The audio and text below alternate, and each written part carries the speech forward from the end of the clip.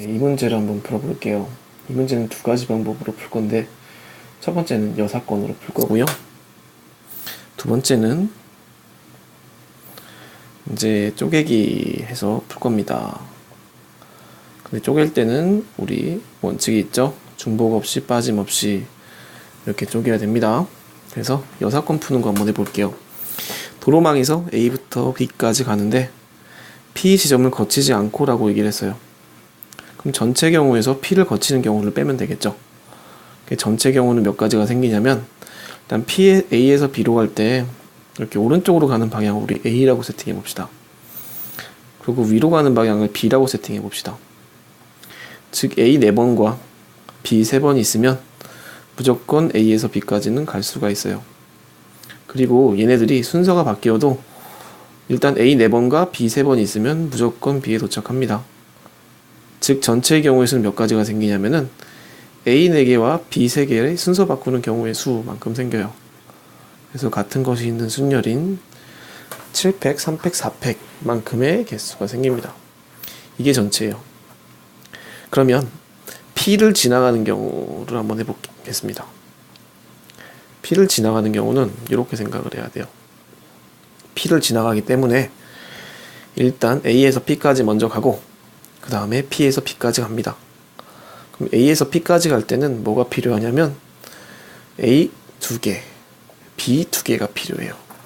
즉 A에서 P까지 갈 때 A 2개, B 2개를 순서 바꾸는 경우의 수가 필요하기 때문에 4팩, 2팩, 2팩 이렇게 필요할 거고요. 또 P에서 B까지 가야 돼요. 그러면 A 2개, B 하나가 필요해요. 즉 P에서 B까지 갈 때는 A 2개, B 하나가 필요하기 때문에 3팩, 2팩 이렇게 필요할 거예요. 그리고 여기서 여기까지 온 거 당 이만큼이 더 생기는 거니까 두 개를 곱해줘야겠죠. 따라서 이 두 개를 곱한 게 P점을 지나가는 경우입니다. 계산 간단하게 해볼게요. 7팩에서 4팩 나눠버리면 7, 6, 5, 4, 3, 2, 1은 약분되고요. 밑에 3팩이 남았네요. 3, 2, 1, 6 약분되고 5, 7에 35, 35가지고요. 얘는 4, 3, 2는 하나 약분되고 2, 1, 6가지 곱하기 3가지 해서 3, 6, 18 얘는 18 이렇게 나옵니다. 즉 우리가 구하고자 하는 P를 지나가지 않는 경우는 전체에서 P를 지나가는 경우를 뺀 요놈이 나오는 거죠. 그러면 남는 답은 17 이렇게 나올 겁니다. 즉 정답은 17이에요. 근데 얘는 우리 쪼개기 방법도 한번 생각해 봐야 돼요. 얘를 여사건은 사실 사용할 수 있는 그런 용례가 그렇게 좋진 않아요. 특정 케이스에서는 여사건 사용하면 좋은데 일반적인 다양한 케이스에서는 여사건보다 쪼개는 연습을 잘 해야 돼요. 여사건을 하기 위해서도 쪼개는 연습을 잘 해야 됩니다. 그래서 경우를 나누는 그런 방법을 해볼 텐데, 이렇게 최단거리 격자 경로 이 문제 유형에서 쪼개기는 어떻게 하냐면 얘를 이렇게 쪼개야 돼요. A에서 B까지 가는 건데 방향이 이쪽 방향이잖아요.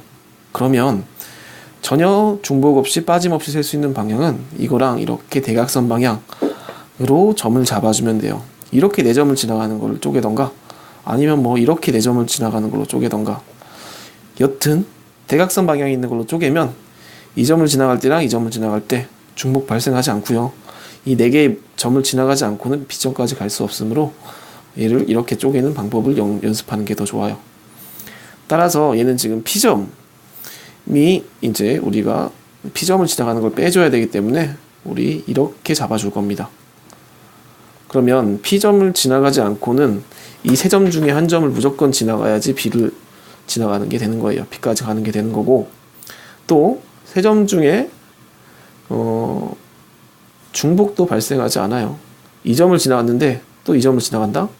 그러면 다시 내려왔다 올라가야 되기 때문에 최단 경로라고 할 수가 없는 거죠. 그래서 대각선으로 쪼개주는 이 방법 정말 유용하게 잘 쓰입니다. 어려울수록. 그렇기 때문에 이걸로도 한번 풀어볼게요. 얘를 P1, P2, P3라고 한번 해볼게요. 그러면 A부터 P1까지 가는 방법의 수는 몇 가지가 있냐면 이렇게 즉 가로로 가는 거 하나, 세로로 가는 거 3개, 순서 바꾸는 경우의 수만큼 있으니까 4팩, 3팩만큼 있을 거예요. 그리고 P1부터 B까지 가는 거 몇 개 있습니까? 딱 한 가지 있죠. 그냥 여기서 쭉 원웨이입니다. 잠시만요. 네, 계속 풀어볼게요. 즉 얘는 지금 4가지고 얘는 한 가지니까 여기까지 왔을 때 4가지 경로가 있었고 여기서부터 여기까지 갈 때 한 가지 경로가 있으니까 4가지당 한 가지씩 더 생기는 거라서 곱하기를 해줘야 돼요. 따라서 P1을 지나가는 경로의 개수는 4가지가 생기고요. P2를 지나가는 경로 한번 해봅시다. P2를 지나가는 경로는 이렇게 A부터 P2까지 그리고 P2부터 B까지 이렇게 한번 생각을 해볼게요. 이건 벡터 표시니까 이렇게 표시하면 안 되겠네요. 그럼 A부터 P2까지 가는 경우의 수는 몇 개가 있냐면 가로로 3번 가야 되고 위쪽으로 1번 가야 돼요.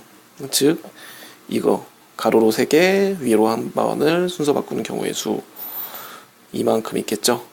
4가지가 있습니다.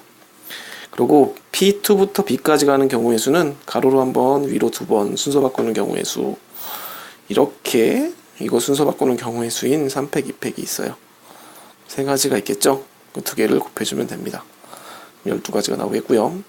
그리고 이제 P3를 지나가는 경우 한번 해봅시다. P3, A부터 P3까지 가는 경우의 수는 무조건 1번밖에 없어요. P3부터 B까지 가는 경우의 수도 1번밖에 없어요. 따라서 딱 1번 나옵니다. 그럼 요거 3개 다 더해버리면 얼마가 되냐면 17 나오죠. 그래서 이렇게도 구할 수가 있더라. 여사건도 잘 알아두셔야 되고요.